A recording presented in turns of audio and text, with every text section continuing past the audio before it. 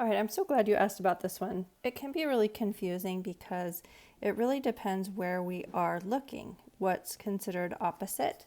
So if I'm looking at this angle alpha, okay, so opposite would be across the triangle. This is opposite.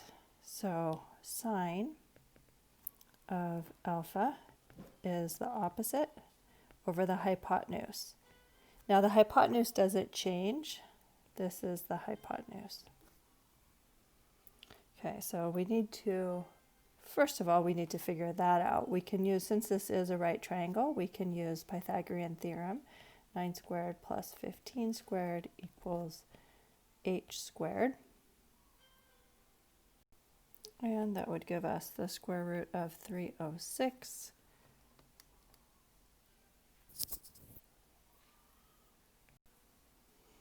And that's h, and then 306, this took me a while to figure this out, but that is actually 9 times 34, so that can simplify down to 3 times the square root of 34.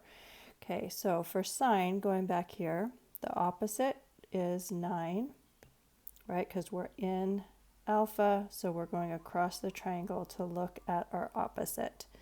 Okay, and then we found out that the hypotenuse is 3 over square root of 34. And for these problems in here, it's not asking you actually don't need to rationalize the denominator all the way. They're going to be okay with it just being left with simplifying my fraction a little bit here. And so we would have 3 over square root of 34. So that's the sine of alpha. And what happens is actually the cosine of the other angle is going to be the same thing.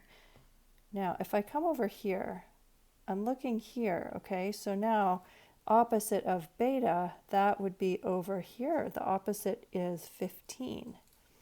So it changes based on what angle you're in.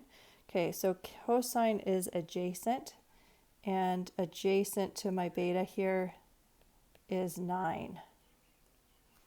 This was opposite of beta.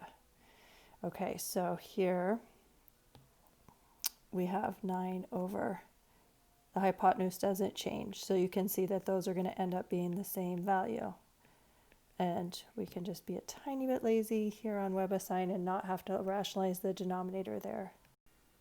All right, I'm going to show another one. So the next problem is saying, okay, we need to find tangent of alpha, and that's going to be the same thing as cotangent of beta. All right, tangent is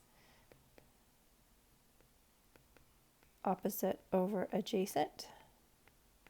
Okay, so we need to now go put ourselves back into alpha. Okay, so here we are, locate our eyes, figure out what is opposite. So that's my 9,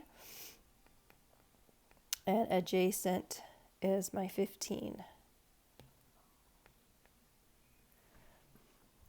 And so then that simplifies down to 3 over 5.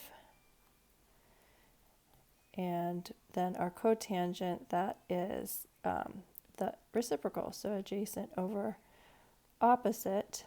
However, we're in beta, so we have to go and orient ourselves over here, walk over, put our eyeball right over here by beta, and so adjacent now is 9. So that is 9 over the opposite, which is it from this orientation is 15.